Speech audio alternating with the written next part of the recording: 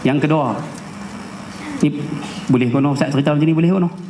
Ustaz pun idea waktu bawa kereta tadi ya, boleh lah no.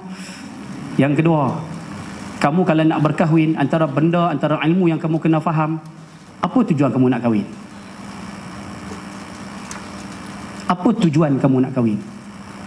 Kamu orang lelaki-lelaki, apa tujuan nak kahwin? Abang baju, tak payah tanya ni. Apa tujuan kamu nak menikah? Allahu Akbar. Tak ada air. Tak berasa nak menikah. Umur berapa dah? 22. Tak berasa nak menikah.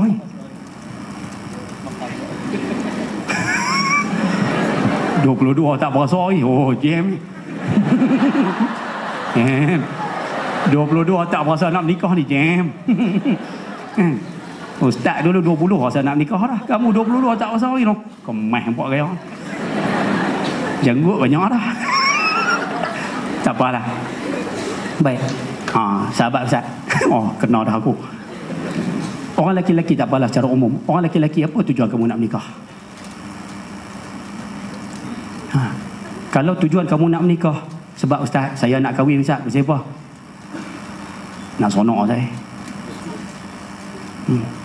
Kalau tujuan nak tu, perkahwinan kita tidak ada ganjaran pahala. Kamu orang perempuan, apa tujuan kamu nak nikah? Lah ni macam ni lah. Jawab dalam hati je lah. Ada tak apa, masing-masing jawab. Sebab masing-masing je tahu jawapan. Tak apa. Apa tujuan kamu nak kahwin maknanya? Kamu mari malam ni dengar nikah khutbah, kamu seronok tajuk menikah, tajuk apa nak berumah tangga ni, kamu seronok betul. Ustaz pun seronok.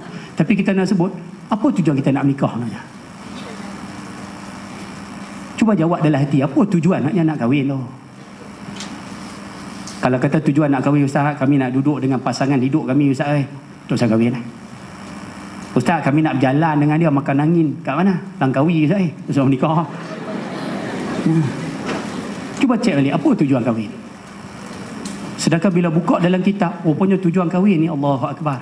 Siapa niat kahwin, nombor satu, nak jaga diri daripada buat dosa. Aku kahwin ni, saya kahwin ni Ustaz, bukan apa Ustaz, saya nak jaga diri daripada buat dosa. Okey, siapa niat macam tu, dapat pahala kahwin dia. Kahwin dia tu dapat pahala. Dan dia buat apa lepas tu pada pasangan dia, semua dapat pahala. Dia habiskan duit pada isteri, dapat pahala. Dia sabar dengan kenah isteri, dapat pahala. Dia layan isteri, dapat pahala. Dia masak untuk suami, dapat pahala. Dia basuh baju suami, dapat pahala. Dia buat apa lagi Ustaz? Suami marah, dia senyap, dapat apa benda dia buat pada pasangan, semua dapat pahala. Sebab niat di awal tu betul. Siapa niat nak jaga diri, dapat pahala. Siapa niat nak cari pahala, Ustaz, saya kahwin ni sebab saya nak cari pahala melalui pasangan saya. Niat macam tu, dapat pahala. Nombor 3, saya niat Ustaz nak ikut sunnah Rasul, dapat pahala. Ustaz, saya nak jaga diri daripada buat maksiat Ustaz, dapat pahala. Betul? Poin yang ke berapa tu? 2. Yang Ustaz bagi tadi berapa? 3. Contoh ni berapa? 3. Jaga diri daripada buat dosa, nak dapat pahala. Yang ketiga, nak ikut sunnah. Nombor 4, Ustaz lupa. Nombor 5, nak meramaikan umat Nabi SAW. Dia tak silap saya dalam kitab Sayyid Muhammad Qutub tu, dia ada 5 sebab. 5 sebab.